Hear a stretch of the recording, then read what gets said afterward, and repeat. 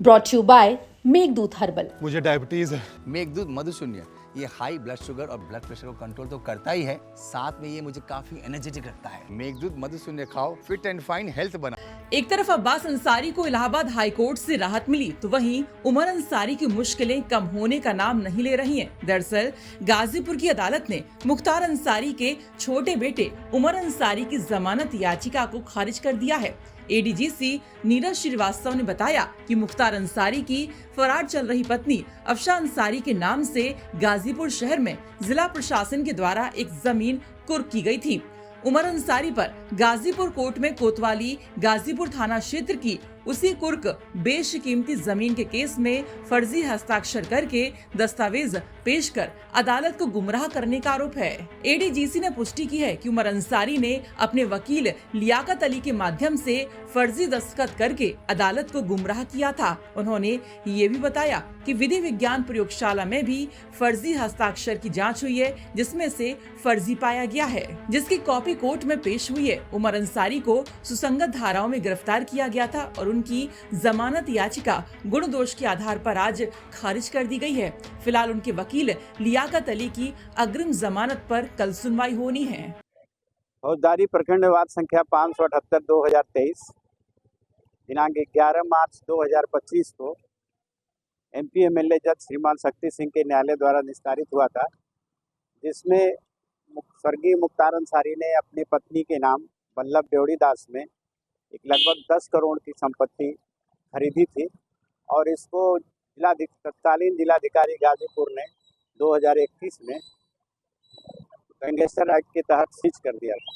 वही मामला माननीय न्यायालय एमपी एमएलए में चल रहा था और न्यायालय द्वारा अफशा अंसारी को कई बार नोटिस दी गई और अंत में ना उपस्थित होने पर वहां उनके निवास पर चस्पा वगैरह करने के बाद सारी प्रक्रिया पूरी करके माननीय न्यायालय द्वारा निर्णय दिया गया और जिसमें डीएम के आदेश की पुष्टि कर दी गई। 11 मार्च 2025 के उक्त आदेश को चैलेंज करते हुए कोर्ट ने में वकील लियाकत अली ने अफशा अंसारी की ओर से एक वकालतनामा प्रस्तुत किया और कहा कि हमको उनके लड़के उमर अंसारी ने यह वकालतनामा प्रस्तुत किया है और जो आदेश हुआ है 11/3/25 का वो एक पक्षी है, इसलिए उस पर हमको सुन करके ही निर्णय लिया जाए। तो उस प्रार्थना पत्र के संबंध में संबंधित थाने से आख्या मांगी गई। तो संबंधित थाने को जब इस बात की जानकारी हुई तो उन्होंने जांच किया, क्योंकि अफशा अंसारी को लुकआउट नोटिस जारी है और वो बहुत दिनों से फरार हैं। तो संदेह का उत्पन्न हुआ संबंधित थाने को कि ऐसी अफशा अंसारी के दस्तखत हो सकता है ना हो, और उसकी जांच किया गया। तो प्रारंभिक जांच से ये फर्जी पाया गया और इसी आधार पर उमर अंसारी और लियाकत अली के विरुद्ध मुकदमा पंजीकृत किया गया और आवश्यक कार्रवाई किया गई। कैसे पता चल पाया सर ये फर्जी? अब ये तो जिन्होंने विवेचना किया है वो उसके बारे में वही बता सकते। आगे की क्या कार्रवाई होगी? अब आगे की कार्रवाई संबंधित न्यायालय में होगी। इस न्यायालय में जो रिपोर्ट आएगी थाने की, उसके हिसाब से कार्रवाई करके वो पत्रावली जो यहाँ मिसलेनियस दर्ज है वो उसका निस्तारण होगा।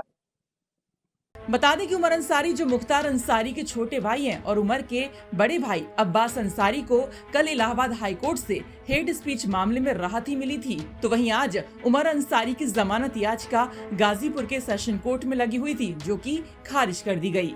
परिवार ने आरोप लगाया था कि बिना जांच पड़ताल और हस्ताक्षर के मिलान के कारण उमर अंसारी को गिरफ्तार कर लिया गया है। वहीं अफजाल अंसारी ने यूपी तक से बातचीत में कहा था कि उमर पर तो कोई केस ही नहीं बनता है। बहरहाल अब विधि विज्ञान प्रयोगशाला की टीम ने जांच कर हस्ताक्षर को फर्जी पाया है, जिसकी प्रमाण पत्र की कॉपी कोर्ट में पेश कर दी गई है। फिलहाल उमर अंसारी की सेशन कोर्ट से जमानत याचिका खारिज होने के बाद ये तय हो गया है कि उमर अंसारी हाई कोर्ट में अपील करेंगे। तब तक उन्हें गाजीपुर की जिला जेल की डायरेक्ट नंबर 10 में रहना पड़ेगा, जहां उनके पापा, बड़े पापा और बड़े भाई सजा काट चुके हैं। गाजीपुर से विनय कुमार सिंह की रिपोर्ट।